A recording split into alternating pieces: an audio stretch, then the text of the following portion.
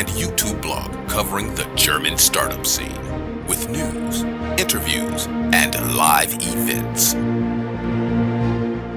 Hello and welcome everybody. This is Joe from Startuprad.io, and today I do have a startup here from lovely Switzerland. Grüezi Daniel, how you doing?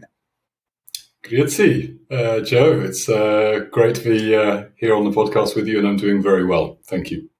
My pleasure. You are the CEO and co-founder of Board Owl, meaning like the Nightbird Owl, based in Switzerland, and you're one of 3 co-founders.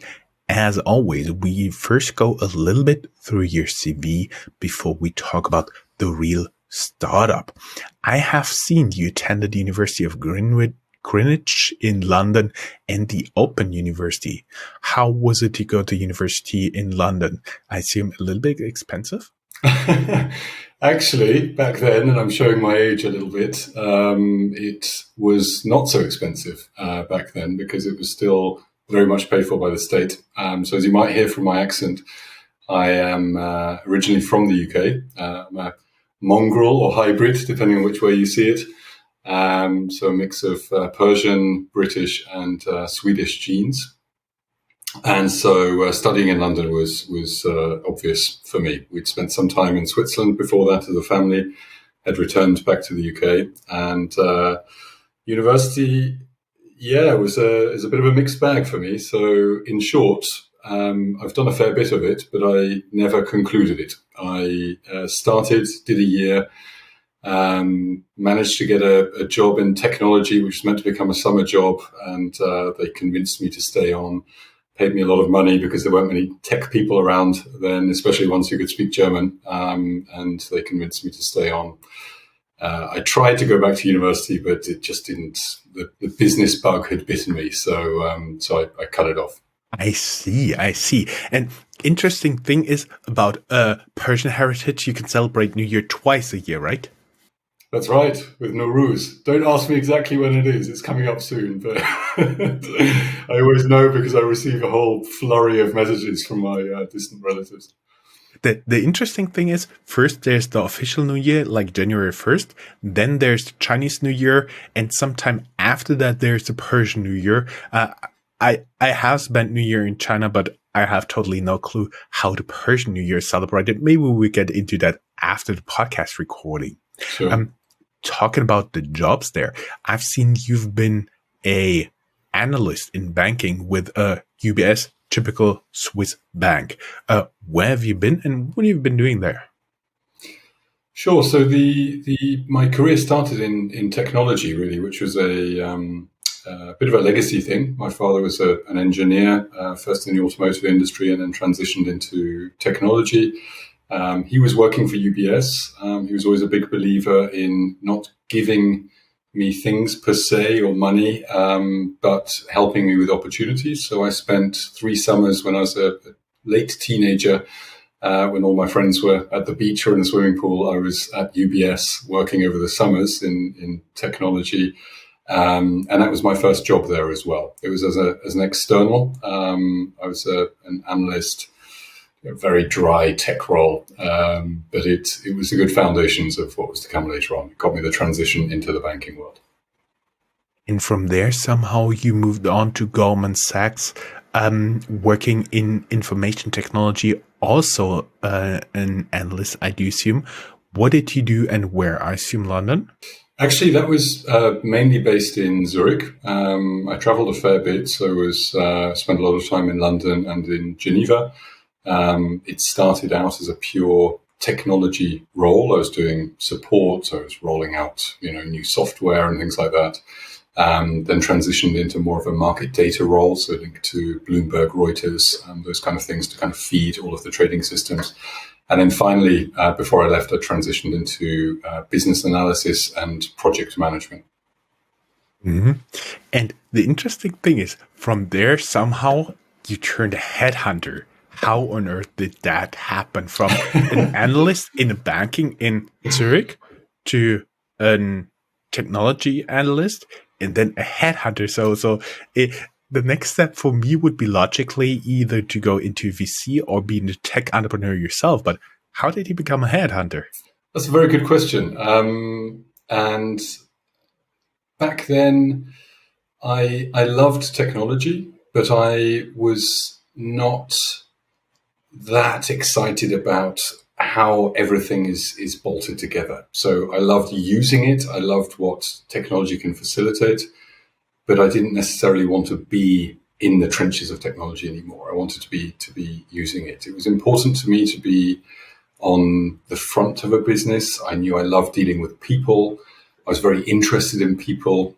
And yeah, I guess I wanted to be front office, building, driving things forward, and being responsible for P&L.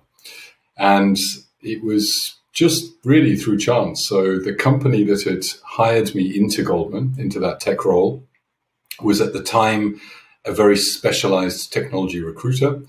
They'd heard that I had left Goldman, and I'd decided to do that in order to seek a different path, I wanted to go into a smaller company or do something completely different. And they approached me with the proposition that I build up their financial recruitment and executive search business, which initially I laughed off, and then realized that actually it ticked pretty much all of the boxes I'd set, even though I hadn't thought of that as a career path. Repeat what I learned about you so far is people yay, technology nay. Well, no, I love what technology can do, but I don't need to be building it myself.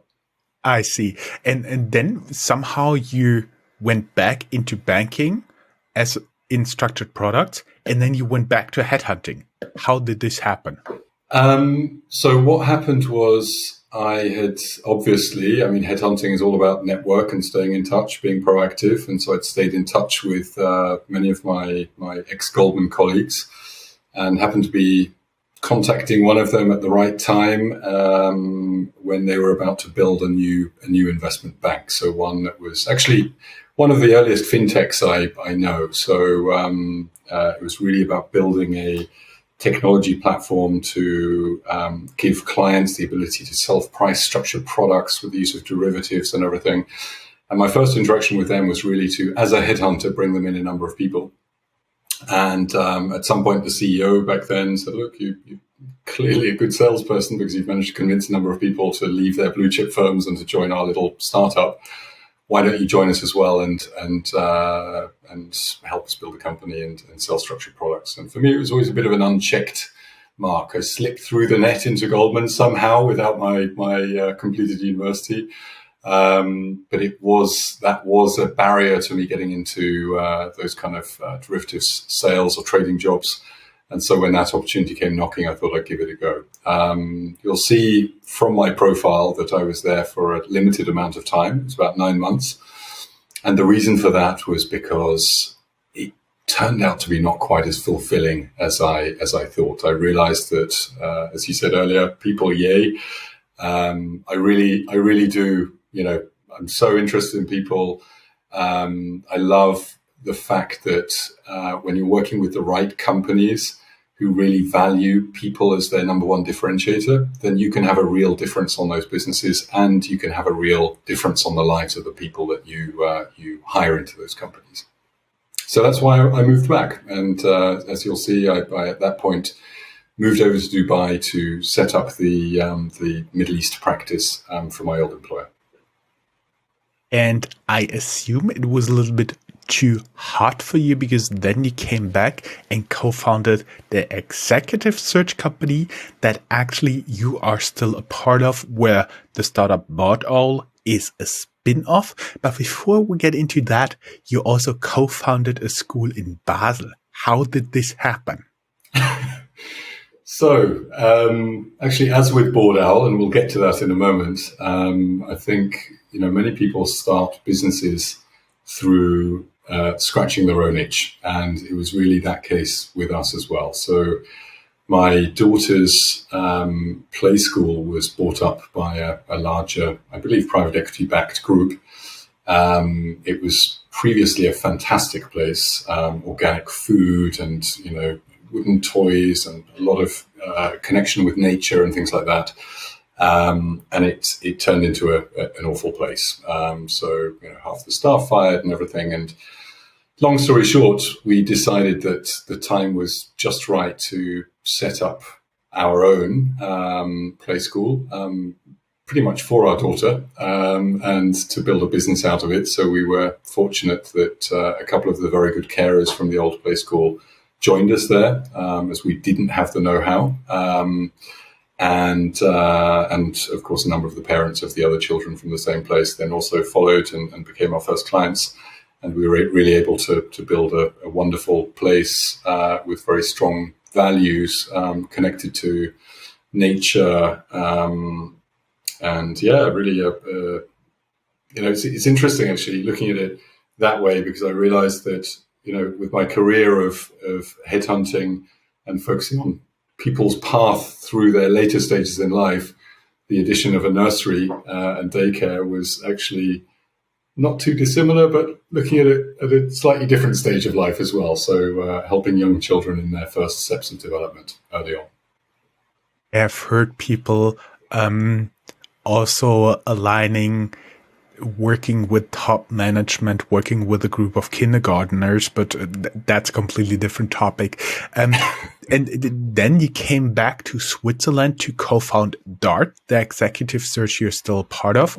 And when I look into the background of your video, there is a snowboard. So I assume you moved back to Switzerland for the very simple reason that you got tired of water skiing and want to do some more real skiing. Little disclaimer here. I once tried in Texas water skiing, and I was only diving. Actually, I did love the kite surfing and wakeboarding and everything else that Dubai had to offer. But for me, for personal reasons, it was the right time to relocate to Europe. I was toing and froing really between London and Switzerland, but ultimately, yes, the mountains won. So you see my brand new snowboard, the latest one to my quiver, waiting there for its first ride right now. I love everything to do with boarding, whether it's snowboarding or other types, as well as paragliding, and spending time with my kids and both dogs. Mm-hmm. And we'll get into DART after a very short break.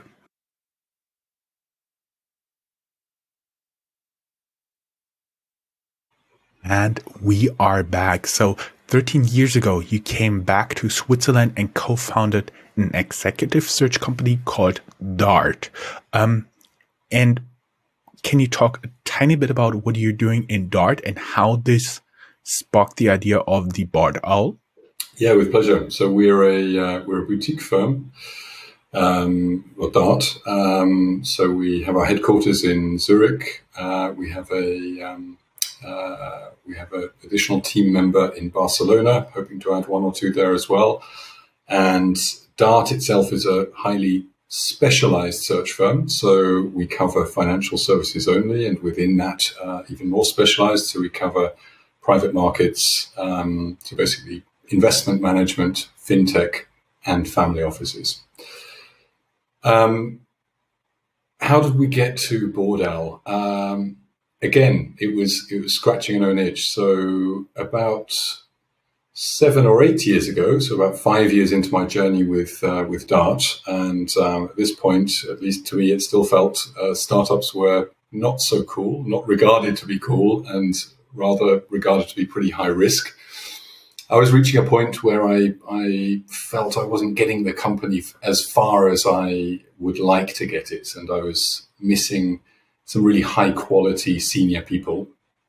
My big issue was that most of them were just too expensive, and they saw joining a small firm as just too high risk, and I wasn't going to pay them their banking salaries. So the solution for me at the time was to put together either a corporate board or an advisory board, because I realized that actually if I'm organized and prepared, then I would be getting most of what I was seeking from such a senior experienced person from just a few meetings per year. I just wanted to tap into their wisdom, into their expertise, into their life experience, and into their networks. And I didn't need to bring somebody into the company full-time in order to do so. So We built an advisory board back then because as a small growing company, it was a little bit daunting to have the idea of, perhaps reporting formally into a corporate board who might even potentially fire me.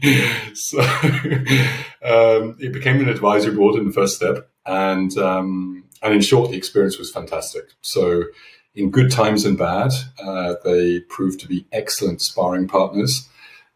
Challenged me on various parts of the business.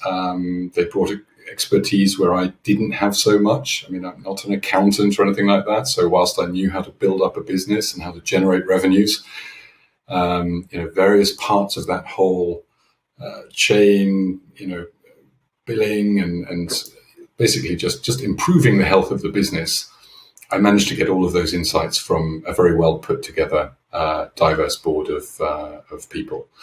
And then the realization came, right, that I was not the only one who had kind of overlooked that previously, that there was this opportunity to really add a lot of wisdom and experience, expertise, perhaps even from other sectors, as I did it as well, into your business in a very cost-effective way. You don't need to employ lots of people. You can actually get a lot of that advice in-house in this kind of construct, either an advisory board or a corporate board.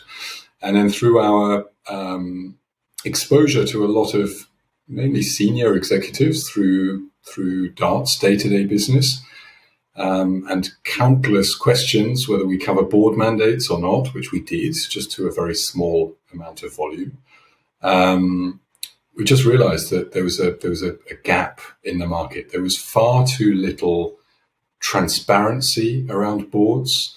Most boards were really very one-dimensional and seemed to be more of a box-checking exercise rather than, leveraging them and using them for what they could be used. And there was just no flow, no transparency in the market because most of these board positions were just going to family and friends of the company owners or founders. So the companies were missing out on a big opportunity, and many of these people who were willing to be part of doing something disruptive or something exciting were just not getting access to these opportunities because there was nowhere to find them. So that's really where the idea of Board Owl was born. We realized we needed to change something on the traditional executive search model, because of course, traditional executive search is a very white gloves approach. It's low volume, it's high touch, so it's expensive because it needs a lot of resources. And we felt that on a board level, given certain aspects to that, differentiators to executive search, that with the use of technology, we would be able to drastically reduce the price of that process and the involvement of human interaction to make it much more efficient and much more accessible and to have a bigger impact to many more startups. So basically what you're trying to do is a semi-automated platform where startups can find the talent for supervisory board or an advisory board. And on the other hand, people with the right talent, with the right skills can be found by those companies or the other way around. That's right. Exactly. So first and foremost, we enable matching between those two sides. Then we educate both sides because founders and company owners need to realize, need to learn not only about, the impact that a well put together board can have and what does a well put together board look like, but also many people who are looking to embark on their board careers, whether it's alongside their executive career, typically in an advisory board function, or whether they're in a second stage after their executive career looking to build a portfolio of corporate board mandates. Many people love the idea of being on a board, but they don't actually know what it means to be on a board. And so we help them learn about that. We run a number of workshops, also peer-to-peer networking sessions. And that leads into the third element of what we do, which is community building. So helping people to learn and grow together. Mm-hmm. As you said, so a supervisory function, because we have to tell the people, so 80% right now listening to us are outside of Germany. And if they're inside of Germany, they may not necessarily have an idea of what a supervisory board is, but those members of the board, may it be a GmbH, an AG, or something else, they're only there really to supervise on behalf either of the owners of the company, meaning if you have enough shares, you can put somebody on the board there, but also if you're big enough, at least in Germany, there will be more and more people from the Works Council brought in, and actually at the end there will be an equal representation between the people who work for the company and the people who own the company. So as we said, it's a complete supervisory functions. They're all non-executives. They have the job to really look what the executives are doing on behalf of other stakeholders. That is a difference compared to the US, right? That's correct. Yes. So I think you bring up a very important point.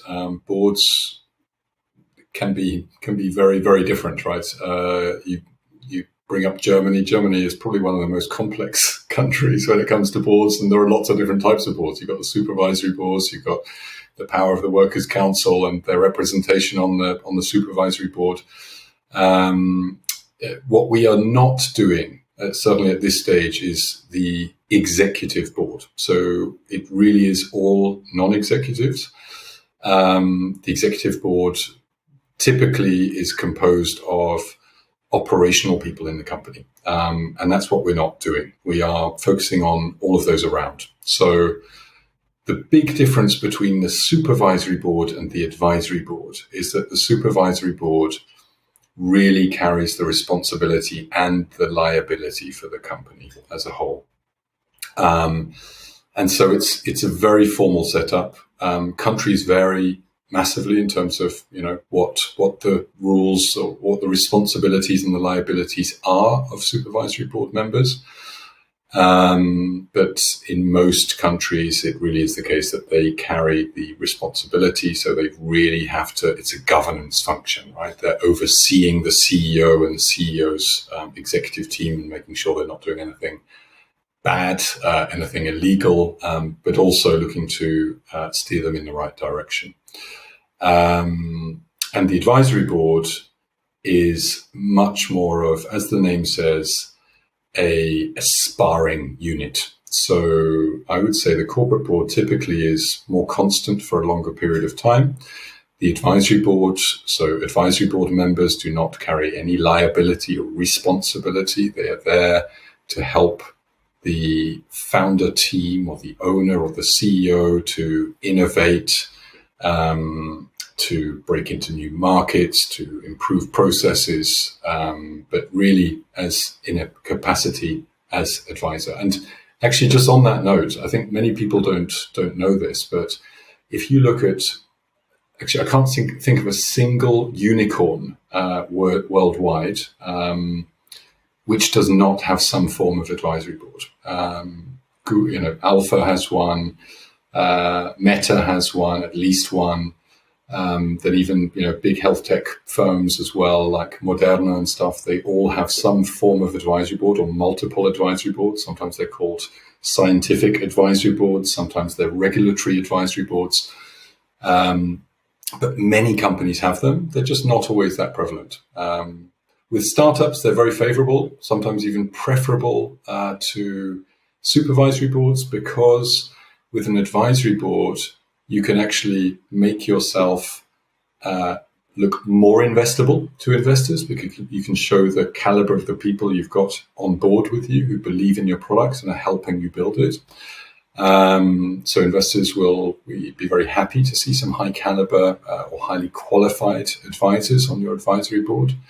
And the other benefit is, whilst it should be a formal arrangement, a formal agreement, and we always advocate that they should be paid in some form, and there are multiple ways how that could be done. Early stage, you don't have much cash, so you can play with some equity or similar instruments.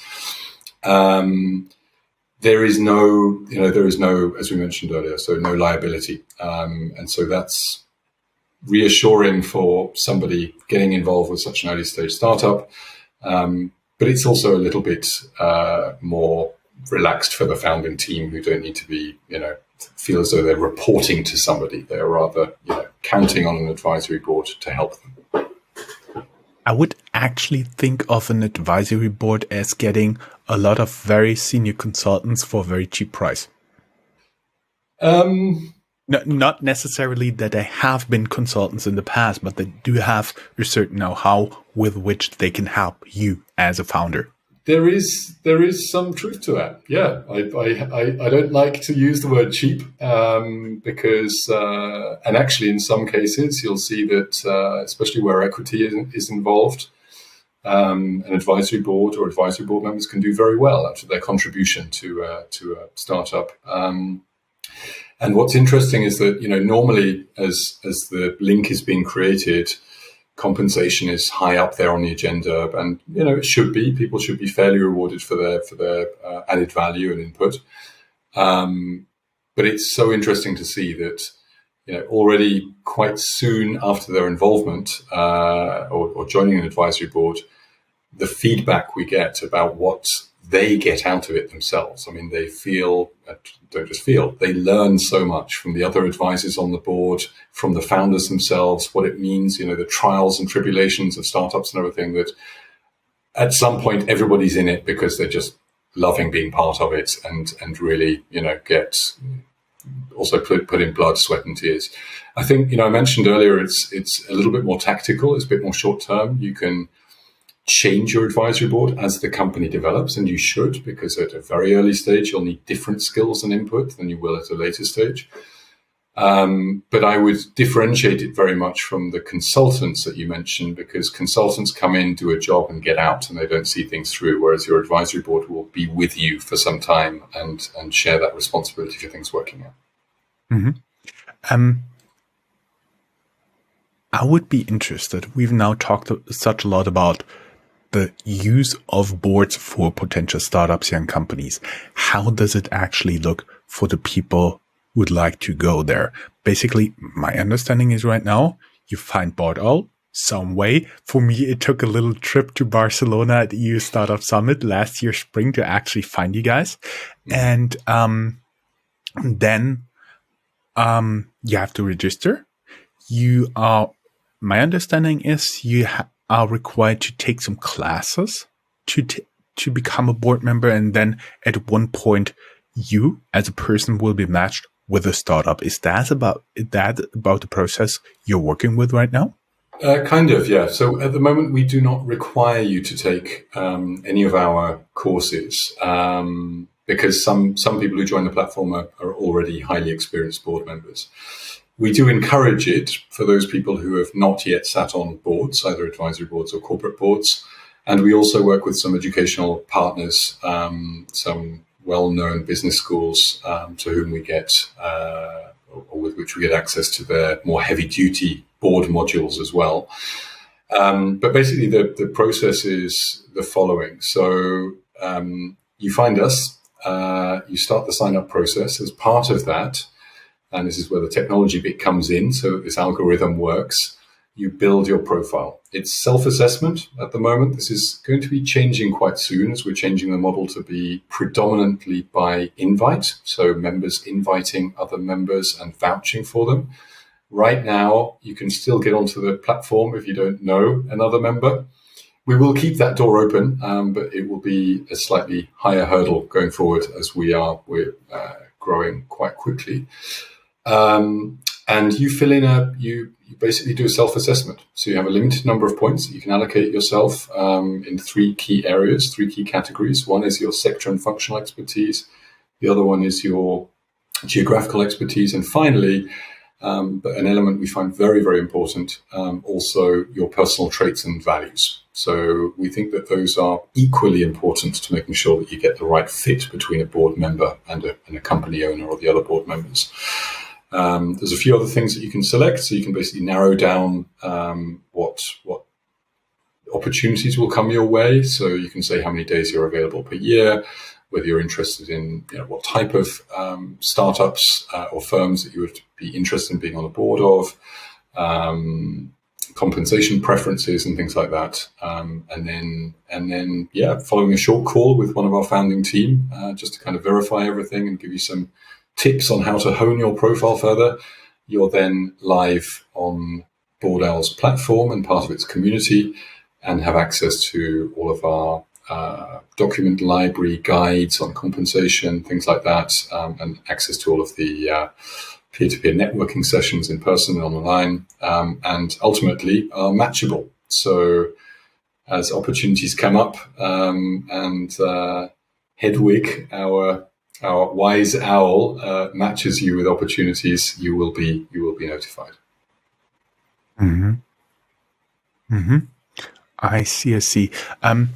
For the entrepreneurs out there right now listening, can you give us a tiny bit of an overview? What kind of people are right now registered as potential supervisory advisory board members here on Board Owl in Switzerland? Is it mostly focused Europe? Is it mostly focused DACH or GSA region? Or do you get people from all over the world here? We actually have people from all over, which initially wasn't, well, it's always been the plan, but it wasn't it basically happened a lot sooner than we expected. So that's happened partially through some very strong collaborations with some startup incubators and accelerators, the likes of F10, Seed Stars, in which we were educating startup founders on boards and how to put them together. And then many of them got on the platform and thought it was a good idea and sought their advisory board members and corporate board members. One thing led to another. And today we have members on our platform we are still very, very, I would say very focused on pretty nearly half of our platform is based in either Switzerland or Germany. And the rest equally spread across UK, US, Asia, and in certain cases, Middle East and Africa as well. You asked about the types of people as well. Sorry, I nearly forgot that. So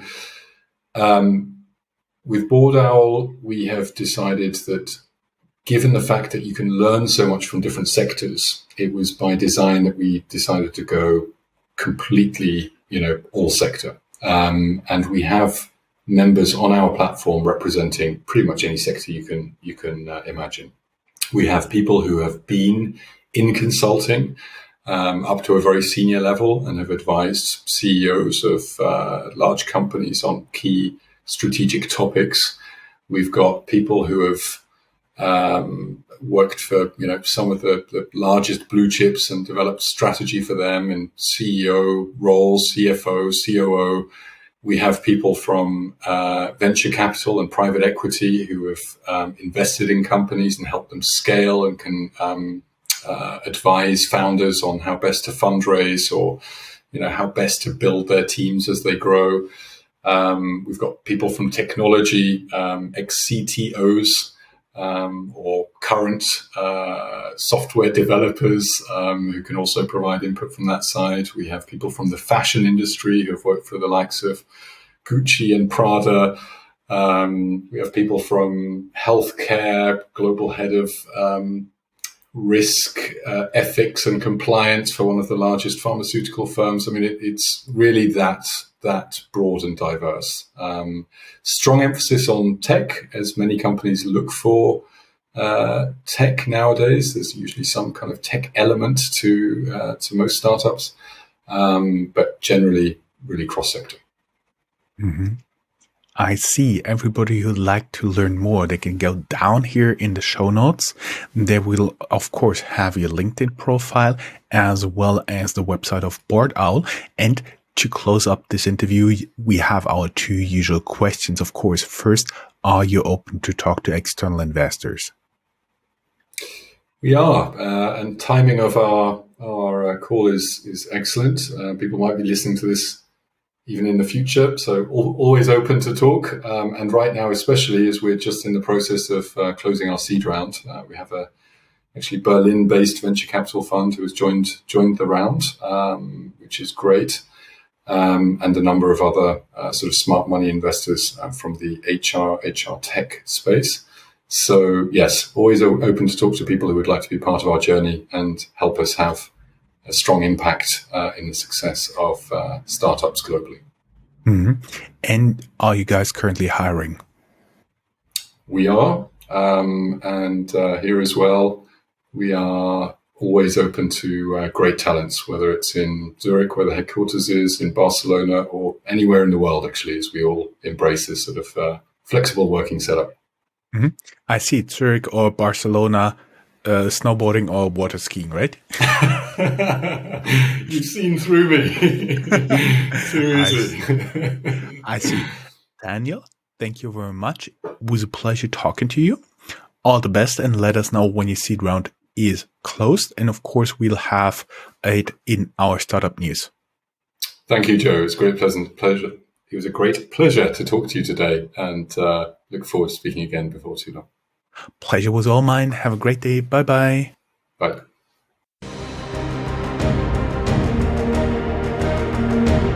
That's all, folks. Find more news, streams, events, and interviews at www.startuprad.io. Remember, sharing is caring.